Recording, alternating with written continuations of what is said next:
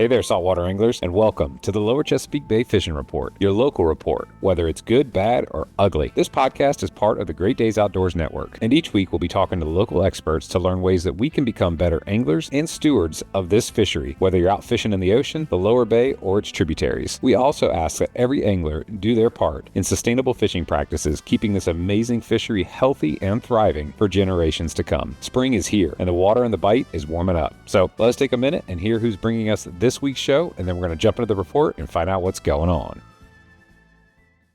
Tired of battling salt corrosion on your boat, trailer, and reels? Meet Salt's Gone, your ultimate solution. This powerful, instantly acting chelating agent tackles salt and brine with ease, featuring corrosion inhibitors to protect against future damage and surfactants for a thorough clean. Salt's Gone is pH neutral, making it safe for all boat materials, metal, glass, paint, vinyl wraps, and more. Highly concentrated, just 1 gallon creates 100 gallons of ready-to-use solution. Apply it with or without running water. It's perfect for any situation. Use code GREATDAYS10 to save 10% at saltsgone.com. Or if you need faster delivery, use Amazon or your favorite retailer. Check it out. AFTCO has a gift for our listeners. They're now offering a camo sunglasses cleaner cloth with any purchase of AFTCO products. For cool mornings, I love my Reaper sweatshirt. And on those hot days, my Samurai sun shirt. You just can't beat the quality and performance. All you got to do to get your coupon code is text LCBFR to 779-345-2918 to get subscribed to our email list, and we'll send you the promo code via email.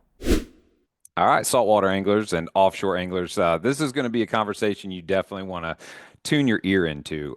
We've got a really cool opportunity to talk to Brandon Carter with Fathom Offshore and dive into all the need to know specs, how to build. We're going to go through a whole bunch of cool stuff. We're going to learn a bunch of cool stuff, and this is a great time to just dial in, get your notepad out, and put your learning caps on. So welcome to the show, Brandon Carter with Fathom Offshore. How are we doing, brother? I'm doing great, Luke. I appreciate you having me on the show, man. Longtime fan of your show and what you guys are doing. So appreciate the invitation. Absolutely. It all started with Captain Matt Maldwin wanting to chase a brownfish in the Chesapeake Bay, and some handshakes and some friendships that budded, some coming together around some Kaneka sausage. Who knew, that Kaneka sausage was so great?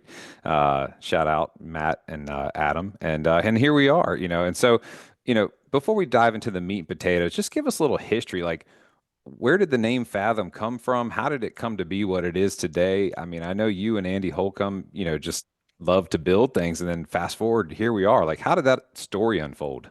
Yeah. Well, so you mentioned love to build things. That's kind of how we started. Me and Andy were business partners, building houses and remodeling houses, and just fishing on the weekends. And we started just kind of following, the footsteps of a lot of lure builders. Just a lot of guys just do it part time for fun, and so we started doing it part time for fun.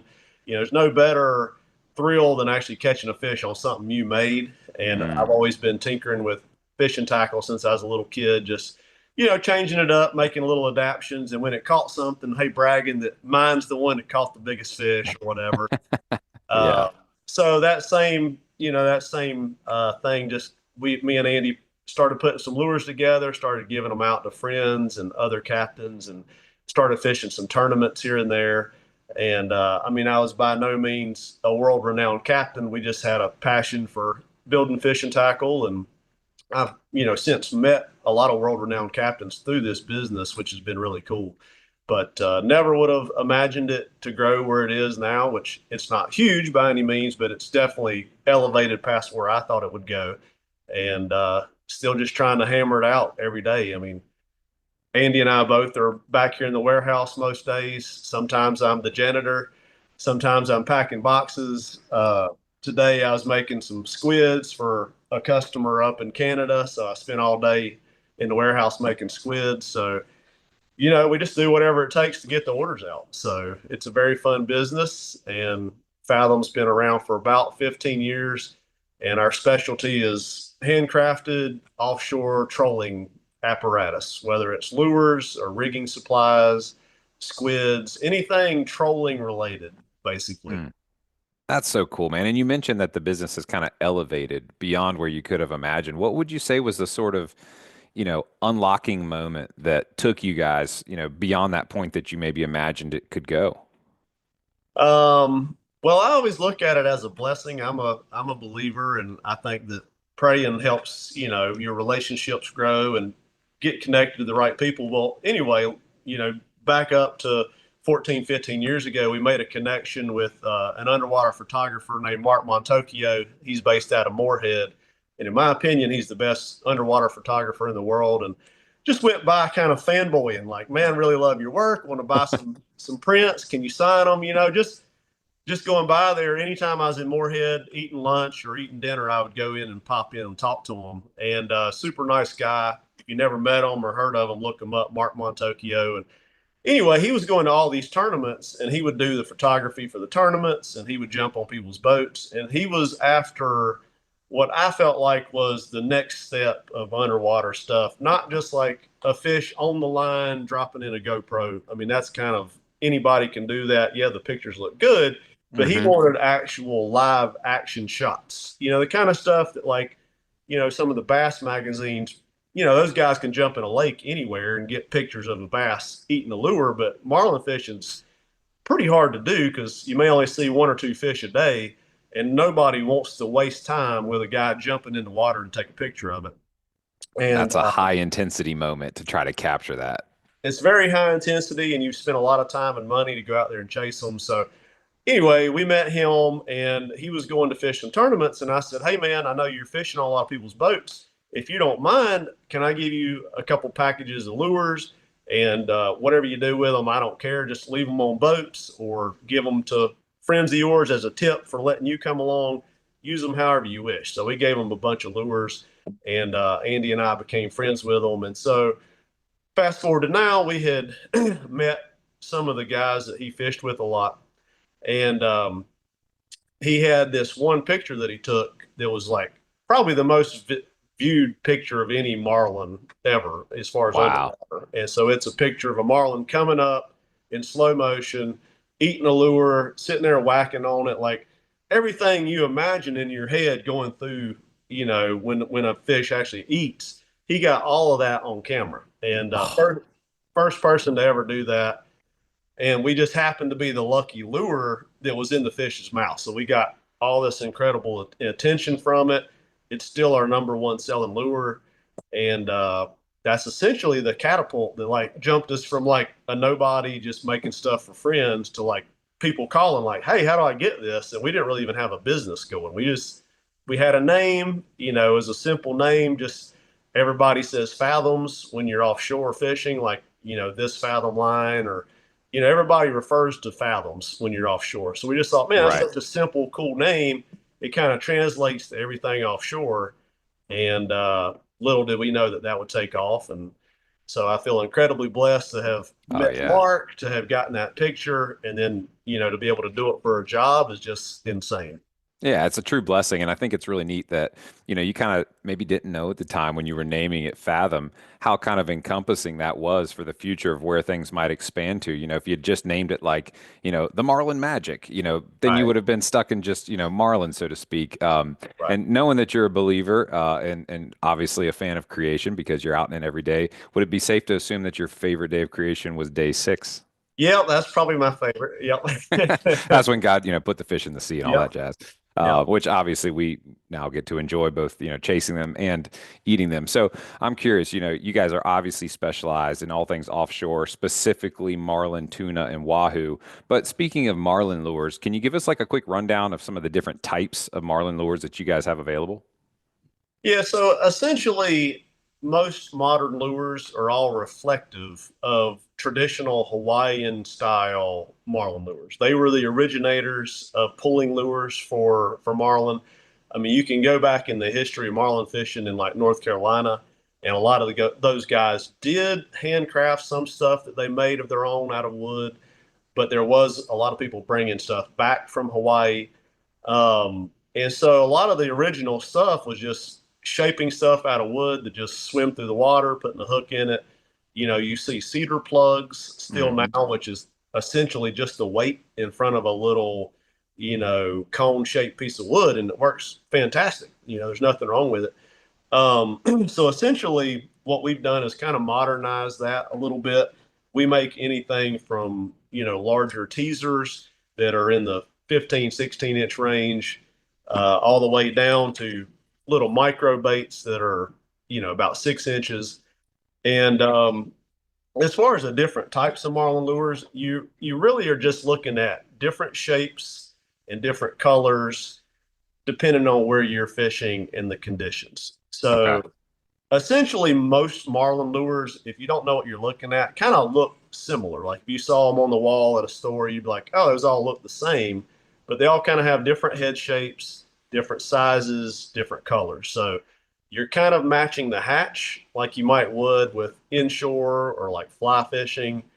You're sort of matching the hatch, but you're also kind of like gauging it by the size fish that you think could be around. So something like this, you wouldn't necessarily put a hook in, but if you were in Bermuda where they have granders, you might would put a hook in. So, Mm, out of North Carolina, you'd probably shrink it down a little bit because your everyday fish is in that 250 to 400 pound range. So right. you And a don't grander want to. meaning a 1,000 pound marlin. And those that are just listening, for audio's sake, describe what you're holding up there. Yeah, so essentially, you got stuff from little 6 inch, what I'd call like a tuna lure or a mahi lure, on up to what I'm holding, which is what we call a marlin teaser. And most of the time, you don't actually put a hook in this. You're just running it along the side of the boat, hoping to draw attention, hoping to get the fish riled up to come up and take a look at your spread. Sometimes he'll come up and hit this a little bit. And essentially, this is a resin head trolling lure. It weighs about a pound and a half to 2 pounds, and anywhere from 15 to 20 inches long. So this one's Okay. about 16 to 18. Um, we were talking before the show. I was like, it's going to be hard for me to describe everyone. I hope people will tune in and take a look at it on the video. Yeah. But really, this is kind of the original stuff, like the bigger stuff. That's what you would see coming in from Hawaii. But we kind of changed it and said, hey, well, I think this stuff would work great for tuna fishing, for mahi fishing, your everyday meat fishing too. So we always mix in a lot of small stuff too. Unless we're fishing a tournament like the Big Rock. I mean, if we're fishing the Big Rock, we're only fishing larger lures. We're only focused on one thing. But for everyday fishing, I'm probably going to fish a little variety of small baits and larger baits because for one, elephants eat peanuts. So some of the marlin will still come up and eat a tiny bait, but Yeah. you're not going to catch meat fish on really huge lures either. So we on a normal day, we kind of want a little variety. Most of the friends I take out may or may not have caught a meat fish before. So just for the fun of the experience, we always add a lot of small stuff in there too. Yeah. And you mentioned the Big Rock, which got me thinking about, location. For those listening, where are you guys based out of? Yeah, so we're based out of Wilmington, North Carolina, which is about an hour and a half south of Moorhead. Mm-hmm. And on the East Coast, I would say Moorhead and like Atlantic City, Maryland. Ocean City, Maryland. Those are kind of your two main offshore destinations. I mean, you go Right. to Florida. Florida has a lot of great places to fish. You just don't have the concentration of marlin there like you would out of Moorhead, and basically from Moorhead to Ocean City, up past you. It's really good. But yeah, we're based out of Wilmington, and there's no real reason why we're based out of Wilmington as far as fishing reason, but we've always fished a lot out of here. It's a really great fishery. I would not say it's epic marlin fishing, but I would say it's something great. There's great fishing year round. It's just not epic for one particular species. So Right, right. Like our little cobia run up here in the lower Chesapeake, you guys are actually seeing something cool going on year round, but maybe not, something that is, you know, the quote unquote greatest in the entire world. And then kind of a cool connection about Wilmington that we talked, beforehand. Our good friend, mutual friend, Brad Herndon with Atlantic Marine that just moved back down there. So, Brad, if you're listening, welcome back home to Wilmington, North Carolina. Brandon, when choosing a marlin lure, we've talked through, you mentioned matching the hatch, but what are some of like the more fine-tooth details or key factors, like as anglers, that we need to be paying attention to and consider when choosing a marlin lure? So it kind of depends on where you're fishing and what your goals are. If you have a small boat, and I've offshore fished a lot out of smaller boats, center consoles, small pilot houseboats like Parkers and stuff like that. I've fished Mm-hmm. a lot of offshore stuff on that. And essentially, your goal there is still to catch the most fish you can, but you can't have the same size spread. You can't have the same size teasers. You don't have the capacity to troll all that stuff at one time. So, I would say if I had a smaller boat, I would probably be pulling smaller baits, but I would still try to incorporate the same techniques. Like I would still have a few teasers. I would try to run a dredge. I know you probably can't see the one behind me that well, but a dredge is essentially like an umbrella rig, like you would striper fish with. But Mm. we put anywhere from like 30 to 50 squids on it. And so, that's trying to attract as much attention as you can to your boat. Like your boats, we always say in the offshore, like your boat's your biggest teaser. So you got the boat Mm. and then everything kind of comes off of the boat. So we don't know for a fact that fish look at it as a school of fish, but we kind of feel like, I mean, a lot of fish do come up right on the transom of the boat. So we look at that as the biggest teaser. Everything's working off of that. So, to answer your question, kind of start with what kind of boat you have and what your goals are. If your goal is to Yeah. fish the big rock, then you're going to want to, really go bigger baits, bigger fishing tackle. A lot of the smaller boats that I help rig out, they may have uh, some 50 class tackle. They might have one or two 80 class rods. But if you're talking about fishing the big rock, you're going to need, six 80 class rods. You're going to have, some 130s, some stuff like Mm-hmm. that. So Yeah. kind of a lot of people call us up. We're very happy to talk to anybody on the phone. Usually myself or Andy picks up the phone and we're like, hey, what are you fishing on? What are your goals? Let's get you rigged up that you can be the most effective on the water. Because there's such a variety. It's like, going into Baskin Robbins and you don't know what flavor you want. It's like, well, you could try all of them, but kind of Yeah. but kind of tell me what you normally like. You know what I mean? So if you kind of like strawberry, well, let's start over here. Right. Um, so with lures, it's the same way. We've got close to probably 100 different, from small to large. We probably have 100 different head shapes, Wow. and it's not that complicated. Each one are shaped different, really, because we want you to put a variety in the water and see what's biting. I've fished 3 days in a row, and three different shapes have caught fish. So it's like you could you could have your favorite lure out there. That does not mean crap on the next day, because the next day they might not like that lure at all. So, there is some consistencies, and you kind of get your your confidence lure. We all Mm-hmm. have our confidence lure that you're always going to try that one. But it really does change from day to day, from what the weather's doing to what bait they're chasing that day.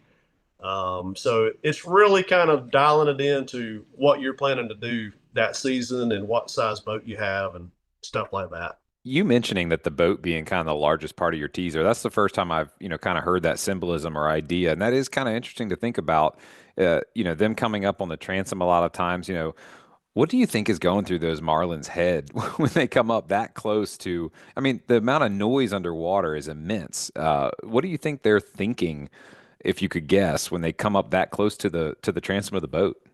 Well, there's kind of a saying in offshore, like sometimes your boat is humming just right, or if you ever jump in the water behind a offshore boat and like hear it clicking, there's a click it makes. Like when you're sitting on the boat, it sounds like loud diesel engines. It's there is the timing of the engine, but when you jump in the water, it's a tick, tick, tick, tick, tick.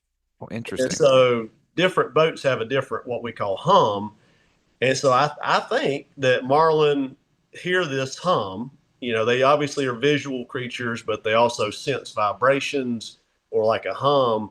And I feel like a big wad of bait with them kicking in the water probably makes a hum or some type of vibration. So I don't really know what's going through their head, but they're kind of like bass. It's like they may look at your lure for 2 or 3 minutes and not bite it. I've seen fish in the spread for what seems like an eternity, and they'll just kind of window shop. They'll go by the lure, they'll look at this one, go come off of that, look at another one. And what you're doing is, if they're not biting anything, you run over to one or two of the rods and you kind of give them a yank. Like you're trying to like make that lure look like it's scared, make it look like it's a bait fish that's like, under pressure. So it's a lot. I kind of always compare it back to bass fishing. Like I don't know what's going through the bass's mind, but they seem to be very visual and like reactionary. So I don't know that the fish is even hungry, but I think it's Right. but I think it sees that lure and it's like, well, it's smaller than me and it looks injured, so I'm gonna take a whack at it. There's a lot of truth in that. Sometimes I come home from a really nice dinner out and I'm not hungry at all, but I see the lights and the flashing from Dairy Queen and I just feel the Right. urge to go through the drive-through. So I totally understand what you're saying. And talking about the marlin as a whole, species, but obviously there's the blues versus the white and even the striped and the black, the Mm-hmm. different individual species of the marlin. Do you find a difference in lures amongst them, or is it just marlin as a whole? Yeah, unfortunately for us as a business, sailfish and white marlin aren't as drawn to lures. And well, I should say they're drawn to lures. They're harder to hook on lures. Um, if I was going out fun fishing and if I wasn't fishing in a tournament, I would probably still lure. I would still pull lures, Hmm. for white marlin because I'm gonna pull lures just for a variety of fish. I'm not specifically chasing whites or blues, whatever. But up towards you, if you were tournament fishing, most of the guys are pulling what they call dink bait rigs, which are essentially just circle hooks on 6 foot leaders. So they're pulling fluorocarbon, uh, like 60-pound fluoro with 7, 8, or 9 aught circle hooks, and they're just pulling naked ballyhoo with like the lightest chin weight that they can put on the ballyhoo, and they just want this little tiny finesse of a Mm, fish swimming by. And the main reason for that I can tell is just the hookup ratio because white marlin are very sensitive. I don't know if you say sensitive, but they're when they come up and bite something, they don't bite it as aggressively. Versus a blue marlin comes in, and if it's going to eat it, it just piles on it. yeah. And when it piles on it, it just the hookup ratio doesn't matter as much with the lure because they may slap it 4 or 5 times, so they're going to get hooked usually. Versus the white marlin, if it feels a little bit of a tension or it feels like something's off, it'll just drop it and run off, and everybody on the boat's gonna be mad. So I have caught plenty of white marlin. I've caught plenty of sailfish on lures, not when I was specifically in a tournament, not when I was specifically targeting them, but sailfish and white marlin are known to be, kind of like a tuna is a little more shy around Mm, lures or a little more leader shy, as they say. hmm. So you just want to downsize your leader. You want to go much lighter tackle. And so if I do pull lures in an area that everybody's been catching white marlin, I usually pull the smallest lures I got. I put them on the lightest leader that I have. And yeah, so that's kind of how they differentiate. And obviously they're much smaller fish. So Right. you don't need to go 300 plus pounds on your leader because you're catching, a 80, 90 pound fish at most. Right. That's So really that's good to kind of understand that differentiator between, lures and leader type, between the two and just understand their general temperament. And I do know what you're saying to be very true from firsthand experience down off the coast of Alabama. We got to happen to catch a blue marlin on GoPro and we uh, hand fed it a bait and I got to see on camera the way that it just annihilated that bait. It was about a 300-pound blue and, yeah. pec fins lit up and then it just charged it. I've not gotten to see a white marlin bite, but I can imagine very easily the difference being, this kind of tender approach and just mouthing a bait versus just annihilating it.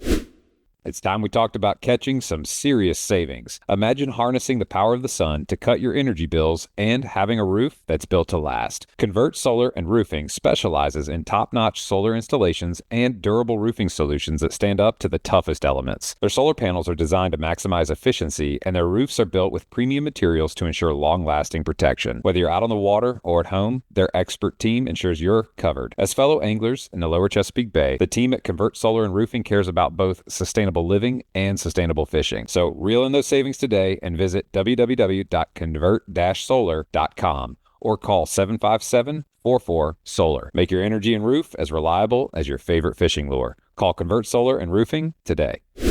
You're getting me fired up now just talking about marlin fishing. We're in the middle of a snowstorm here in Virginia, and I just want to be offshore now. Well, the funny thing you say about that, like one thing about the business is I've learned a lot more locations that, have marlin year round. So while we're sitting here, we're in Wilmington, it's, snowing here, sleeting here. But around the world, I mean, like Costa Rica is firing off right now. Mm. South of the equator down in Australia is firing off right now. So there's a lot of places year round that are firing off. So, we look at wintertime as kind of our slower months, but really it's kind of our international business that time of year. We've been lucky enough to meet a few international customers, and it's just really fun getting those pictures year round. Because otherwise, if it's just East Coast, it's like once September rolls around and football season starts, hunting season starts, you get nothing. Like nobody's calling you, nobody cares. They moved on. So Yeah. And we're kind of hitting a three-legged stool here of, choosing the right lure for the application or your boat size. The second leg is going to be kind of diving into some of the rigging and how that works, and then finally some trolling techniques. So, along the lines of rigging, I heard you mention earlier you're building some custom lures for a customer. Can you talk us through, what does that option look like? Is that available to everybody or just select customers? no, it's available to everybody, and it kind of what we do. We do a lot of business with stores like up in Virginia. We do a lot of business with like Princess Anne and Ocean's East and Bishop's Fishing Supply. He's a little bit west, but we do a lot of business with those stores, and we always kind of send an assortment of lures. So we kind of handpick stuff that we think's going to work for that area, great colors for that area. But let's say you call me up and you're from Virginia Beach, or maybe you're up the road a little bit in Jersey or Maryland, and you say, "Hey, I'm going out fishing. This is when I'm going. What do you have to offer?" Like, well, I could change it up. I said, well, right now the bait up there is tinker mackerel, or there's a lot of squid in the water, stuff like that. So I would kind of customize it to what they're going, what time of year they're going. I mean, some of these colors you can use them year round. But we try to customize it for what your situation is. And, or if you're planning a trip and you're like, "Hey man, I'm about to go to Cabo. I've never really marlin fished before, but I heard it's really good. I want to take a few of my own baits." Great. I may call a captain up because I don't fish down there much, but I've got captains that do. I say, "Hey man, got a customer coming down there. What's working right now?" So, but yeah, we make a lot of custom lures. Most of our lures, we have about 20 different colors that are kind of our standard colors, and they're all, for the most part, some type of match the hatch color. Like we make a lot of mahi, we make a lot of Spanish mackerel, we make a lot of like blackfin's a really popular color. Mm. We've got stuff that kind of resembles anything you would naturally see in the ocean. I mean, I get it. Like, if you look at a purple, you're like, well, what in the world does that match? It's like, well, Right. a lot of times squid kind of turn a purple color. We sell a lot of red. There's a lot of red squid out there. So you'd be surprised at some of the stuff that the marlin's eating, that what colors they look like underwater. That's fun. That makes sense. And the marlin I mentioned, we were chunking for tuna, and all of a sudden this big beautiful mahi just swims out from underneath the boat, and I'm like, "Oh, look, a mahi!" And then next thing you know, here comes this big bill behind it, and that's what it wanted to eat, was that mahi. Oh yeah. Um, so Brandon, when it comes to rigging a marlin lure, you guys obviously build them. I'm sure you've rigged thousands of them. Once you've selected the right lure, what are some of the important steps in properly rigging it to avoid whether tackle failure or Right. improper action in the water? What are some of those important steps we need to pay attention to? So we sell a lot of like rigging supplies. I'm gonna step over here for 1 second and grab something. So we sell a ton of our rigged hook sets, and so essentially anybody can make these. And I've actually got a video showing you exactly how to make them.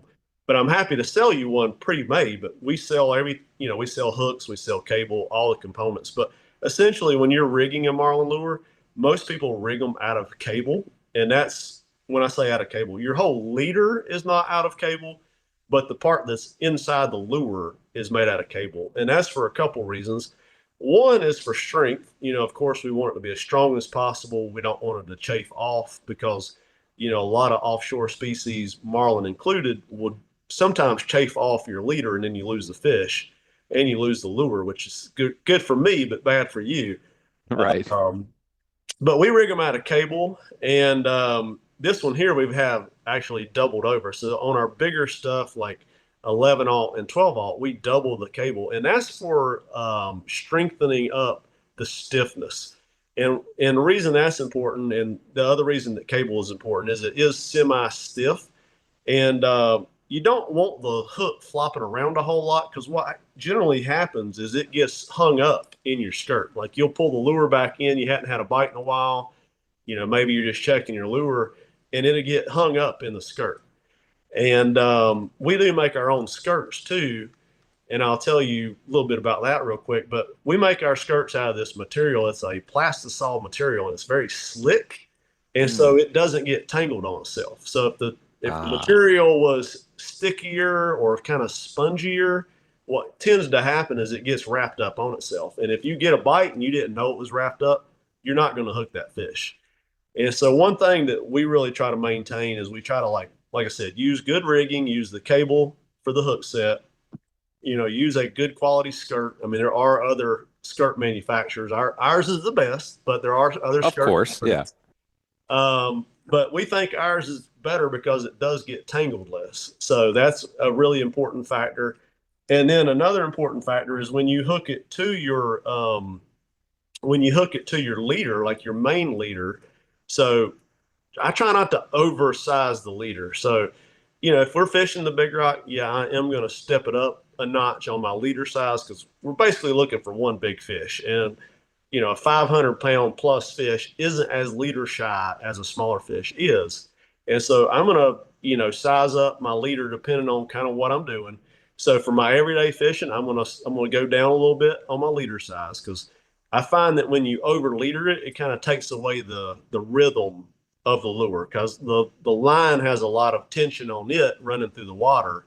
So it'll kind of weigh your lure down. And so you really want that lure popping, skipping a little bit. You don't want it skipping too much, but when you look back in your spread, what you want to see is kind of a steady popping action. Like you want to see the lure come up every 4 or 5 seconds, go back down, kind of swim a little bit. And what that's supposed to look like is either a bait fish kind of running away and kind of skipping on the surface, or sometimes we have some shapes that are supposed to look like a tuna coming after something. So you don't want to over leader it. You want to make sure your hook sets are, like I said, made out of cable. And then one other thing that we do different than a lot of other people is we always burn the tag end of the mono. And it's kind of hard to describe it, for people just listening to it. But essentially what you do is you run your cable through the crimp and make a loop. And then you burn that tag end and pull it up snug. And so worst case, if you did not do a good job crimping your leader, worst case, you have this big knot basically here that won't pull back through the crimp. Oh, I see. Yeah. So the worst problem you could have is the fish of a lifetime and your crimp pulls. Like Right. whoever crimped it's probably swimming home. It's not going to be a good day. So, Well, if you ask Adam, the mate of the click-through, of the ways that you could end up swimming home, that's one way. Another way is just to fall off the side of the boat. right. Hey, Well, you'll have to go back and listen to that episode, but that was one of the yeah. funniest moments I've ever experienced on a sport fish. But back to your point, that tag end being burnt, that slightly larger diameter, is just going to be that extra resistance to avoid, like you're talking about, not a fatal, but a critical mistake that would, cause a loss of a fish. And an extra 15, 20 seconds of effort to burn that up and get that, knot going. Yeah, it takes no time at all. And one thing that we try to do, I mean, there's a lot of offshore tackle brands, and there's a lot of good quality stuff out there. But what we try to do is we call it tournament ready or tournament quality tackle, because essentially we want you to be able to take what we sell and fish a tournament, and that means one, being IGFA approved, and two, being rigged right, so that like we burn the tag ends. Some people just might not know about that or not think about that. Some people might not know how to rig their own cable hook sets, and there's no shame in that. Some people buy them out of convenience. Some people just don't have the, large crimpers. Right. So, we call it tournament quality tackle because you could just be an everyday fisherman or you could be fishing the big rock. I don't know which one you are, but I don't want you calling me after the big rock and say, hey man, I could have won that. Your stuff broke. And Right. that's the Right. last thing I ever want to hear. Well, and that's the beauty too of, a handmade with care and intentionality product versus the other stuff that's out there coming from, whatever, quantity over quality sort of manufacturing. But in terms of like what you see the average recreational angler do, or even tournament angler who's not like you making these every day and knowing those little, I's to dot and T's to cross, so to speak, what are some of the common rigging mistakes that you see guys like us making that we could avoid in the future? Yeah, I mean, I definitely think over rigging it, I think a lot of people are nervous about breaking stuff off. So I would say buy a higher quality leader, but less poundage. So, Okay. you don't necessarily need a 200-pound leader to go mahi fishing, but I would buy a higher quality leader because higher quality leader actually will probably break at a less, or it will actually be stronger than a 200-pound leader and Mm, may chafe off less than a 200-pound leader. So I would probably invest in higher quality leader, but go smaller because you get more bites. right. And another thing is, you know, it's going to be kind of visual, but when we rig our lures, we cut the skirts back a good bit, so you'll see that it's about a half inch above the hook tip. Um, when a lot of stuff you buy from the store, it's like dangling down into the hook, and Mm, or if you rig it yourself, I'll recommend trimming it back. You don't want to trim it back past the eye, like the loop end of the hook, because that technically is not IGFA approved for, if you were in a tournament. interesting. Okay. So you want to cut it somewhere around the eye to just above the point, and that will kind of keep it from tangling, keep it free. And then another thing that a lot of people may not know or may not notice, but we try to run the hook upright with the lure. So a lot of our lures have an angle to them, Hmm. and so we turn that hook upright with that angle. And so what that Okay. does is it helps the lure swim better and it keeps it from spinning. You don't want the lure to spin. So if you ever look back and you see a lure kind of rotating in the water, pull it back in, something's not running right. So So that hook actually with that cable on it, which is obviously key for all those aforementioned reasons. But in yeah. this case, it's actually acting like a little rudder back there, isn't it? Yeah, we call it a kill. Okay. It's a little rudder or a little kill. Mm-hmm. We stand ours up. Some Mm-hmm. people spin theirs down, but just one or the other. Just pick one or the other, but don't loosey goosey have it sitting at an angle because it will make it spin and it will make it track. And what you'll end up doing is when you're in a turn, it'll track over and catch another lure, and then you're like untangling stuff. Got it. That makes sense. And then inside the head of the lure, what is keeping that hook and that cable shank upright? Is it glued in? Is there a notch for it? How does it stay upright? So we put a rubber stopper on the back of our lures. That's another small difference that we try to do. And that rubber stopper keeps it from spinning. So that what we do Ah, is when we rig the mono to the cable, we wrap it. You could wrap it with electrical tape. We wrap it with what's called emergency tape because it's not sticky. You can take it off, put it back on. But essentially, we've just got it stuck up, inside the hole of that stopper. So you got your got crimp, it. you stick the crimp inside the stopper, and then you kind of just rotate it to where you want it, and it'll stay locked in, either vertically or, however you lock it in, it's going to stay. So you want to stick it in there vertically. That's really cool. I mean, we've covered several, kind of critical components that make up the lure, and Mhm. you've highlighted, don't cheap out on your leader material, don't cheap out on your hook or your hook shank, and then obviously making sure that your IGFA with your skirt length and whatnot. Are there any other materials that are important to consider when, rigging those marlin lures that would have an impact on the action of the lure, or is that pretty much the high level items that we need to pay attention to? I mean, those are the high level items. I would just say the last thing is maintenance. A lot of people, I mean, most people wash their boat off when they're done. Some people wash their rods off when they're done. We sell like lure bags that are mesh. And so what we always recommend is I'm not trying to sell you a lure bag. but I do recommend keeping them in that and hang the lure bag up and rinse the lures off and then just leave it hanging and let Yeah. it dry out. And because the worst thing you can have is rusty hooks or, your skirt material getting a lot of salt in it. So we want to rinse Hmm. them out really good. And then we sharpen our hooks. A lot of people inshore fishing, you don't really think about sharpening your hooks. I mean, they come very sharp, it's really small point. But offshore, the hook points are really big and they actually dull very easily. Like saltwater dulls your hooks. So, one, I would sharpen it right out of the box. I mean, like ours come very, very sharp. But what we do is before I fish, I sharpen them and I put Sharpie on the part where I sharpen it because when you sharpen it, it takes a little bit of that stainless off and it makes it a little easier to rust. So you want to sharpen it with a file and then take your Sharpie and just blacken the tip. Interesting. That will keep it from rusting so fast. It'll keep it sharp all day. And so for that, I know it's a minor difference, but it could Sure. be the difference between hooking a fish or not hooking a fish, keeping it very sharp. That's interesting. I would never have guessed that Sharpie or whatever, is the solution in a Sharpie marker would be just enough to kind of create that coating, that barrier, to keep the hook from rusting. I'm a big fan of Salt's Gone. So after all of my trips, my whole boat, my rods, reels, lures, everything, I Salt's Gone all the way to from the top to the bottom. That chelating agent that is left behind, is kind of like that sacrificial anode for, those hungry electrons that are going after, or the salt water that's hungry for those electrons. But that Sharpie trick, that's really cool to know. And then even just taking the time to sharpen your hook. I mean, as a cobia fisherman, can't tell you the number of times where I've like had three or four, pull offs in a row. I'm like, what is Right. going on? You finally think, oh, that's right. And you reel in, and sure enough, you've got a dull hook.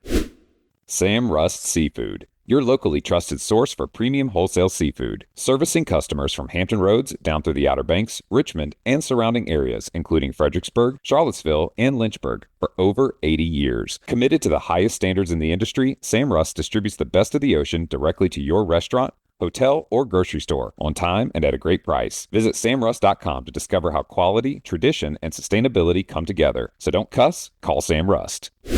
So obviously rigging is a big component. You guys, I'm going to coin the phrase TQT, tournament quality. What was I it you like said? tournament quality tackle. Yeah. Tournament quality tackle, TQT from Fathom.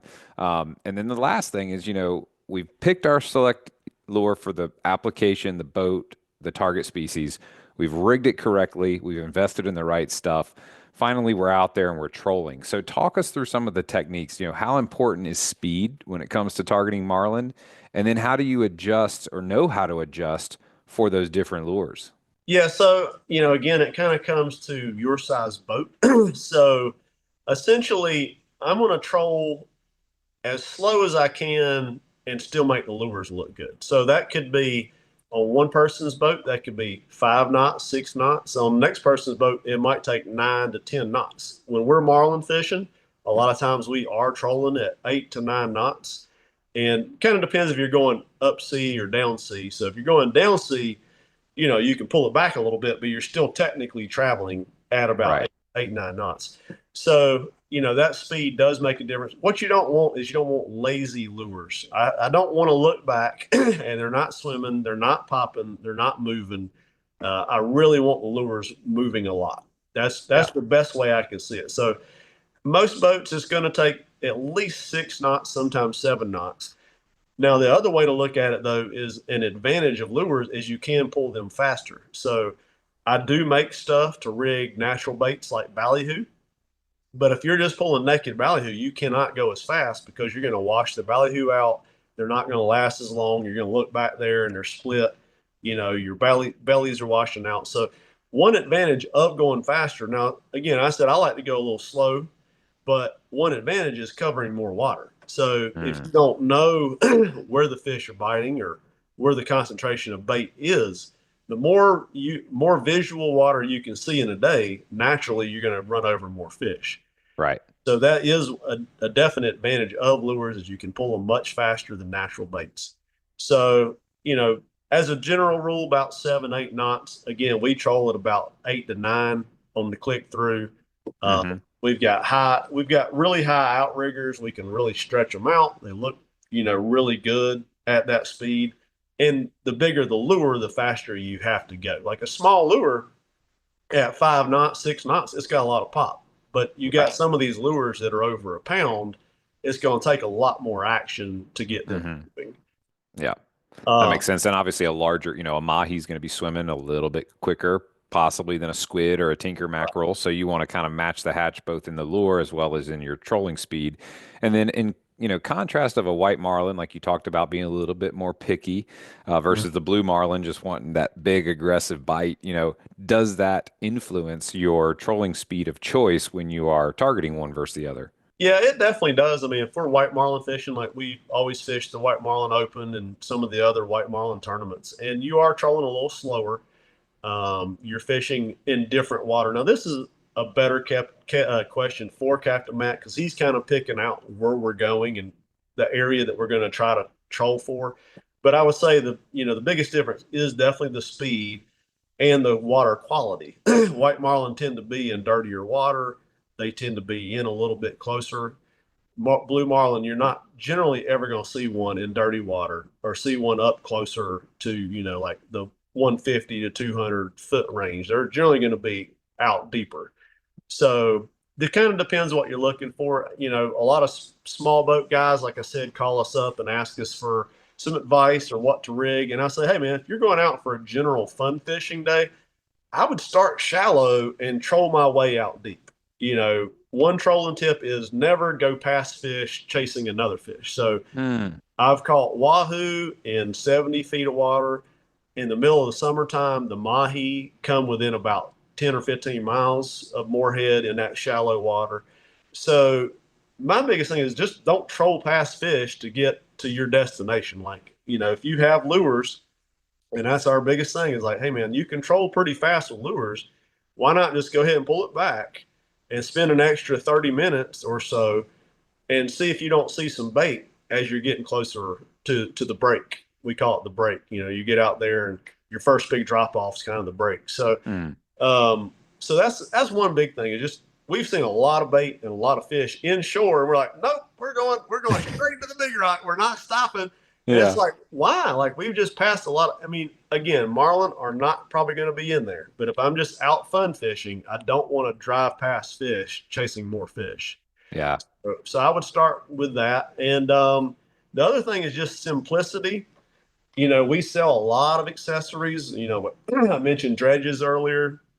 These are all great things to have, but try to come up with a simple system because when there is chaos and you got two or three fish on, I hope you get two or three fish on. There's nothing more fun than that. I mean, it's like just stuff going everywhere. But when you got a couple of fish on and you got dredges laying in the floor, you got guys that don't know where to put the rods when we Mm. get fish on. So go ahead and come up with a plan like, all right, when we go to clear the deck, where are we going to put everything at? So let's go ahead and figure that out. And, for small boats, I still recommend dredges, but just get a smaller dredge. A dredge system would be good, like a way to get it in and out of the water, like a Right. little, some type of dredge rod and say, all right, when we get a fish on, we're going to move that dredge rod up the gunnel, or we're going to put, we're going to put the dredge up front. We just need to go ahead and pick out a plan. Like I'm all about, having a nice chill day, but still just go ahead and have a plan. Like, all right, here's the plan. If it goes off on the right hand side, let's go ahead and have what we're going to do for that. So Right. Right. just a few minutes of just deciding what you're going to do with stuff ahead of time makes catching those fish a lot easier.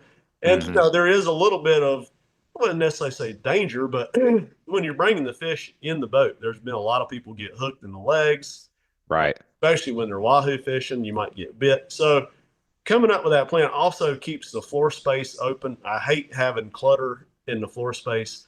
So you want to have your floor space open, have the gaff man kind of like let that guy have some space. Um, Another trolling tip is, when you're getting the fish up close to the boat, whether that is a marlin or a meat fish, kind of making a turn into the fish. So that's naturally drawing the fish up to the boat and, have that guy that has the fish on, whether that's a meat fish or a marlin, have him kind of walking up the gunnel and your gaff guy or your wire man, it brings that line straight into the boat. So he's not having to stretch his arms way out over the Ah. water It brings that line straight into the boat. He's able to grab it with his gloves and then either, hit the fish with the gaff, or if he's trying to wire it, he's going to start wiring the fish closer and try to make a good release. So it's really hard to like think of all the tips until you're out there. You're like, well, crap, that went wrong. Like, what can we do Yeah. different next time? Yeah. Yeah. So there's a lot of stuff like even now when I'm out there, I'm like, man, why were we doing that? Like we could have easily fixed that problem ahead of time, but you don't think about it till something goes bad. So Yeah, that's kind of a beautiful big picture idea of, life in general. We're always learning. We do things repetitive. Sometimes we kind of get a narrow field of vision because the moment's exciting or there's all this intensity and adrenaline, but then you get a second to get back into the lab and just think and you're like, wait a second, I could do that better. And that's something I enjoy with cobia fishing is just sitting around and just pondering like, how could we gain a small efficiency or how could we, reduce the time to delivering a bait? All those things come together that ultimately help to over time increase your hookups and your landed fish. And when you think about looking at your spread and your trolling, what are some of the signs that you look back, you're in the middle of either a tournament or a fun fishing day, you look back at your spread, you kind of take it all in. What are those signs that you're like, okay, we're locked in, we're good, or we need, to make some adjustment? What are some of those things that you look for just as those quick little, you know, oh wait, we probably should do X, Y, or Z? yeah. Well, I think over time you kind of learn your boat. And so you kind of like, let's just say you bought a new boat from Brad, our friend Brad Herndon, and you bought a nice Grady White and you just got it rigged out. Well, the first two or three trips, I would probably hire somebody to ride with you, like hire a captain to ride out there with you, you know, show you a few pointers on setting up your boat. Now, obviously, I'm referring to sort of novices, but semi pros here. It's like a second set of eyes looking at something is always good, a fresh set of eyes on it. But the more you know about your boat, the more times you've, you know, put your lures out on the outriggers, you just start seeing stuff. You're like, that I don't think I put that in the outrigger right, Mm, or that lure's not running right. Um, Out of North Carolina, we have a ton of grass. So you're constantly watching for grass. So when you see a lure's not running right, there's a pretty good chance it's got grass on it. So yeah, we're yeah, checking our stuff pretty much all day long. We're not sipping, margaritas and chilling. We're pretty much checking stuff all day. And if you get tired of watching, then hey man, the next guy's kind of on deck to clear lines and stuff like that, from grass and stuff like that. But I always just say just always be checking, because if you're just riding and cruising and you're not getting any bites, which can happen a lot in marlin fishing, but if you're meat fishing and stuff like that, you're either in a really bad place or your baits aren't looking good. So mm, constantly be just checking your baits. I don't mean you got to take them in and out every 5 minutes, but it doesn't hurt to just take a look. right. It's got to be part of your process throughout the day. And I'm really hearing you say, like, as a fisherman, especially offshore fishing, you've made all that investment in the right tackle, the boat, the gear, everything else. You've got to also like mentally commit to staying really present, your head on a swivel, and you can't get caught flat-footed. Yeah. Yeah. I mean, I am all about if a guy wants to just go out, he doesn't care if he catches anything, because I get it. Fishing is not all catching. But if I'm going offshore, I don't really like to come back skunked like that. Right. That just really rubs me wrong. If I'm meat fishing, I want to have the most meat in the boat. If I'm marlin fishing, I need to be flying flags. Otherwise, I'm gonna take another way home. Like I don't want people seeing me coming in the inlet, skunked. And I mean, Yeah. you can get skunked a lot marlin fishing. You have to kind of Right. get used to your feelings getting hurt, so to speak. Yeah. But there's just no, I do a lot of red fishing and inshore fishing. I take my family with me, and I really don't take it that serious unless I'm in a tournament. I don't care if I miss a few fish. But if you've taken the day, and you may have kids too, if you've taken the day off from your family to either fish a tournament or go offshore all day, it's a 12 to 14 hour day or more. Right. No, I don't like to come back empty handed. So a little bit of preparation on the front end with either getting everything rigged. You don't want to be rigging on the boat. You only want to be fishing on the boat. Yeah. You want to Good have point. you want to have extra lures rigged on the boat in case you either break one off or you want to change it up. You need to have all that stuff rigged up, ready to go, fresh baits.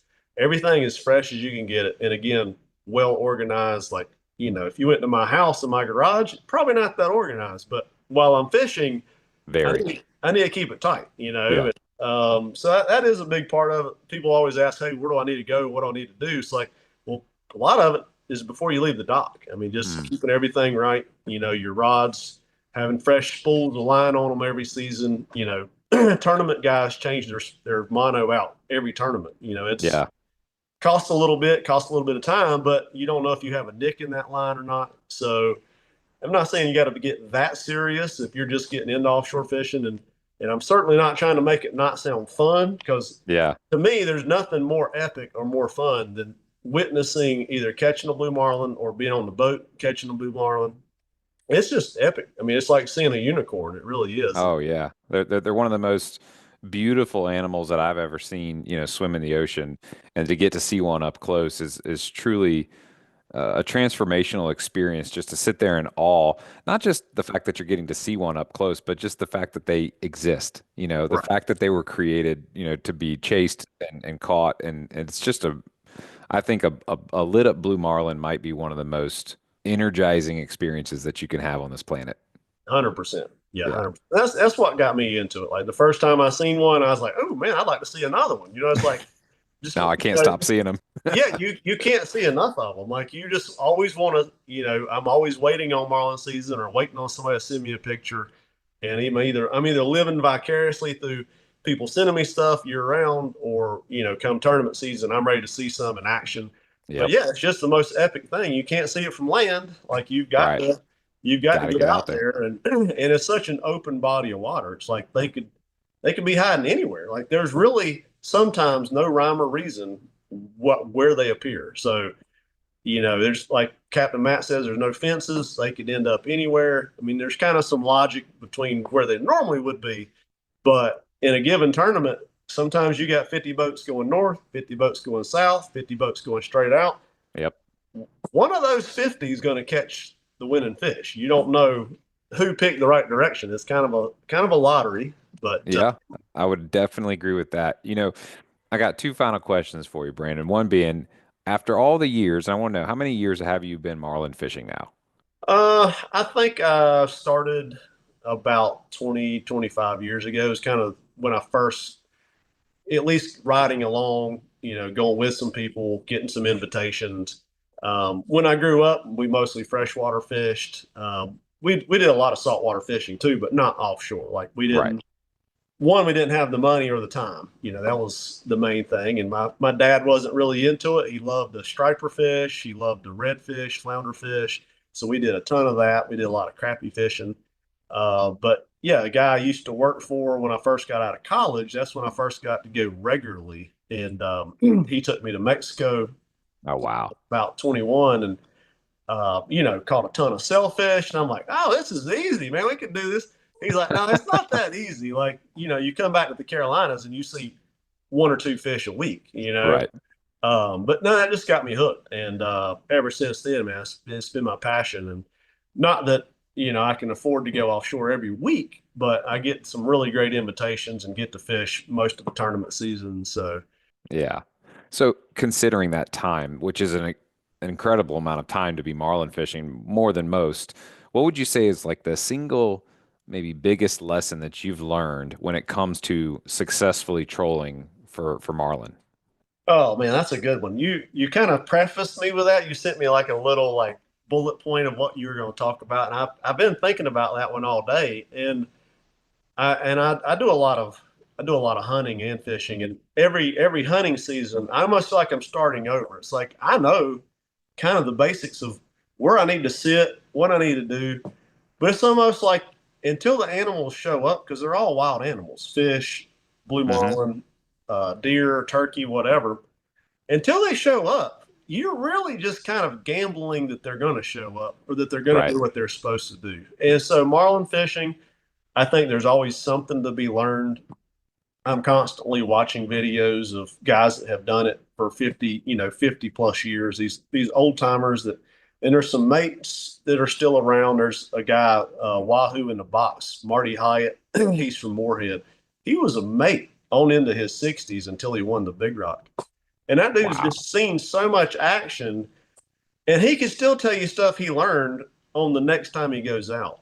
And Wow. so I think just not getting overly confident in what you know is, you Mm. don't know what you know till you don't, till you, what is it? You don't know what you don't know till you know. So Right, right. sometimes I go out there and I'm like, man, I could have been doing this the whole time. But again, I think one of the biggest lessons that I always pick up is just staying more organized, you know, not trolling past fish, starting a little closer in, and just trying new stuff. Like I get really hung up on particular products or particular lures. And the neat thing about this industry is there's a lot of custom makers and a lot of people make these in their garage. And I always try other people's stuff too. Like I'm always just curious. I like to try new stuff. So I think trying new baits, trying new colors. I mean, it's easy for me to say try new colors because I sell, as you see Every behind me, color. I sell Yeah. every color, hundreds of Yeah. colors. But I'm just always curious. I think if anybody's serious about their fishing or their hobby, it's like, well, yeah, I've got that color down pat. Now I want to try a new color. Or, I've had good luck with that lure, but I just kind of want to try something new. Yeah. And so we're always tinkering with new stuff. I know it's a little late for a product pitch, but anyway, like this new squid that we got out here, this is new for us. And we're like, we've been using the same squid for like 20 years. We're like, you could probably make it swim a little better. Like, Mm. little stuff. It's like, why is nobody making them swim better? So we're always tinkering with stuff. So I guess the biggest lesson is just not being overly confident and just try Yeah. to try to change it up, try to find something new. And we're always tinkering with new stuff. And I'm never saying that mine's the only one to ever do because next year I may come up with a new way to do it. It's Right. like I may find a better way. And so it's not the greatest advice ever, I guess, but that's just kind of what I've learned over the years. I take that to heart as great advice. I've got a great, mindset coach for my golf game, and one of his big themes is like always stay curious and always stay present. So I hear you saying, don't get overly confident, don't get flat-footed because there is so much out there to learn. You'll always learn something if you're going. And I think one of the other cool advantages of Fathom is the click-through, relationship and partnership. So Yeah. everything you guys are building and then ultimately putting out to bear as a product has been, in some way, shape, or form tested in the real world with a tournament class boat. So I think that's one of those cool, partnerships and aspects of Fathom is like it's actually getting built by fishermen for fishermen and then tested by fishermen before hitting, your tackle box in the near future. Hooked on fishing? Then you're part of the local community that Long Bay Point Bait and Tackle cares about serving and giving back to, providing you with the right selection for each season's target species. They're your one-stop shop to gear up with the best bait, tackle, and insider tips to catch your next trophy fish. You can fuel up right out front on the water and then chat with the crew inside for hot tips on where they're biting. So swing by today. Long Bay Point Bait and Tackle, where your fishing adventures start and finish with your trophy catch on their scales. So here's my last question for you. All right, Brandon. So we've talked about 20 plus years of incredible, experiences on the click through and otherwise fishing all over the world. But if you could narrow it down to a single like core memory fishing trip that stands out to you as like, this was the most epic experience I ever had. Like, tell me about that trip. Yeah, I appreciate it, Luke. I was thinking about that earlier, and we've had some good successes here and there. And one of the trips that really stood out, we were in Capos, Costa Rica, a while back, and we were fishing on the click through, and with Captain Matt, and he was taking us out to do a 3 night, 3 day, 2 night fad trip. And a fad trip down there, they call it a seamount. They don't call it fads, but Mm. fads is what we call it in the U.S. And so you're going to fish around these fads. There's 5 or 6 out there to go fish around. So we get out there, and first day it's like right off the bat we get a bite. We catch a blue marlin. Not 20, 30 minutes later, we get another bite, catch another blue marlin. We ended up over the course of 3 days, we had 20 something bites, and we released about 12 blue marlin and a few sailfish. We caught a couple of meat fish, caught a couple of tuna. But as anybody knows that goes marlin fishing, it can be boring at times. I mean, you can have a lot of downtime to kill. And it was just like you didn't have time to go to the bathroom, you didn't have time to like cook lunch. I mean, you were just busy. Like we were busy, trying to move rods. I mean, we were trying to pitch bait some of them. Keith really likes to pitch bait, so he wants to get the lures out of the way and throw pitch back to them. So, but it was just nonstop action, and it just made a great trip. But we had good food. We stayed out on the boat all night. It's the total experience that makes a fishing trip, not just a good day fishing. And so, we had good food, we had good friends on the boat, and we're just making the best time out of it. And but what topped it off for me is when we were about to leave on the last day, we had fished around this one seamount and had like the most success on this one. And I asked Captain Matt, I said, "Hey, do you mind if I jump in with my snorkel gear on?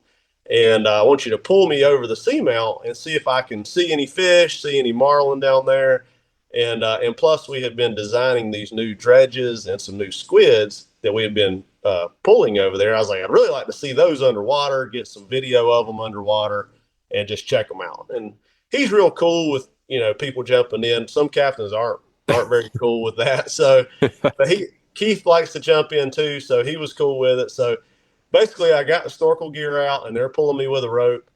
And I'm not necessarily scared of sharks, but offshore, you really can't see what's down below you very well. And sharks are very dark, and so I'm not scared of it, but I am like conscious of it because I've obviously seen a lot of tuna get eaten by sharks and everything else.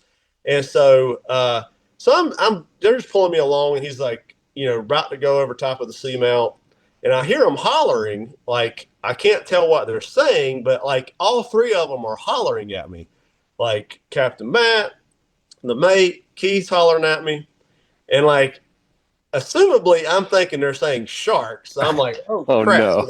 I'm looking around, and I'm like, what? And he's like, whales, whales. And I'm like, whales? Like I wasn't expecting him to say whales. And so I kind of poked my head up over the waves, and there are like hundreds and hundreds of pilot whales that Whoa. were like coming towards me. And so I did get one of them on video. It was really cool. Like this mama and a baby pilot whale, which they look like big dolphins, a little more fat looking, but Mm-hmm. super cool experience. They like swam right by me. And so then Keith and the mate, they tried to get snorkel gear on real quick too and like make a lap around them. But it was just really cool. Like what a way to like top off the trip and everything. And Oh my gosh, yeah. we come back and it's like it was just really cool experience. Just a good, great fishing, a lot of marlin, and then just finish it off with that was really fun. So, fishing to me is turnkey, like just seeing the world, getting to see this cool stuff, and I feel very blessed to get to do that occasionally. It's not every day. Most of the time I'm in here doing this, but occasionally you get lucky and get to do something fun like that. So It feel it it was a treat to just get to like imagine myself being there for that whole story. I mean, so many, benchmarks stand out to me, but it's almost like when you're at like an all-inclusive in Mexico and it's like sometimes, you're at a regular restaurant and you're just hoping to get that one good steak where you just ordered everything and just got to have bites of everything from, the epic marlin experience to the meat fish and I think you said there were some sailfish you released, and then to have this, epic National Geographic type experience swimming with pilot whales. I mean, that just buttons it all up. And it sounded like you guys had good weather. And then, of course, Captain Matt, is a bona fide chef. So you guys are eating like kings. I mean, I think that might be the closest to heaven on earth, I would say. Yeah, I mean, not only can he put you on all like whatever you want to catch, he can put you on it. But then when you get back, he'll cook it up for you, and it'll be like the best meal you've ever had. And so, yeah, it's a really fun experience getting to fish with those guys for sure. That's awesome. Well, thanks for sharing that story, Brandon.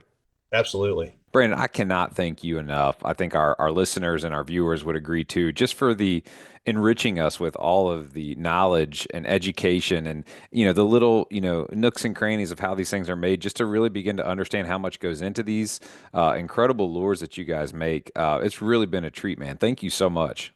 Oh no, it's my pleasure, Luke. I appreciate it. I hope I didn't bore your listeners to death. I hope you didn't get any unsubscribes from our interview. But no, it's been great, man. I look forward to hopefully fishing with you sometime this season. Hopefully we can get you on a blue marlin. So. Oh, I would love that so much. And for those that are listening that, either are just learning about Fathom for the first time or learning more about Fathom Offshore and all the incredible products that you guys bring to the market, what's the best place for folks to find you online or the socials or to buy?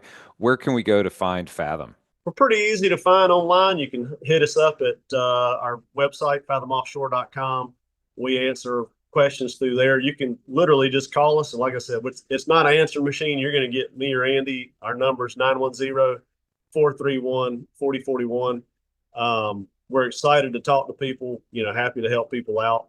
And, hit us up. We're on social media. We're on the website. Like I said, we actually answer the phones. It's not, something subbed out. We're excited to hear about where you're fishing, what you want to do. And so we want to talk to you.